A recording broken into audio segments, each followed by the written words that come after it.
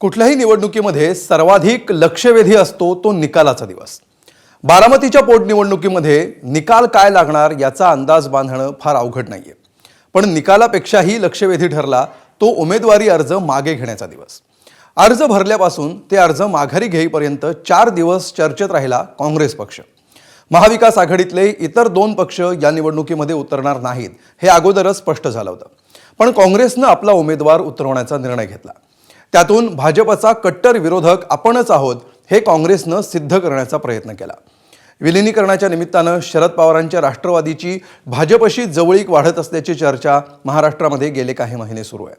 दुसरीकडे आदित्य ठाकरेंनी घेतलेली मोहित कंबोज यांची भेट असो किंवा त्यानंतर ठाकरेंच्या 2 खासदारांनी शिंदेंच्या खासदारांच्या मेजवानीला लावलेली हजेरी असो, या सगळ्या गोष्टींची चर्चा महाराष्ट्रामध्ये रंगत होती। असं असताना काँग्रेसनं बारामतीमध्ये उमेदवार उभा करून आपण भाजपचे अनकंडिशनल विरोधक आहोत यावर शिक्कामोर्तब करण्यात यश मिळवलं का असा प्रश्न आहे।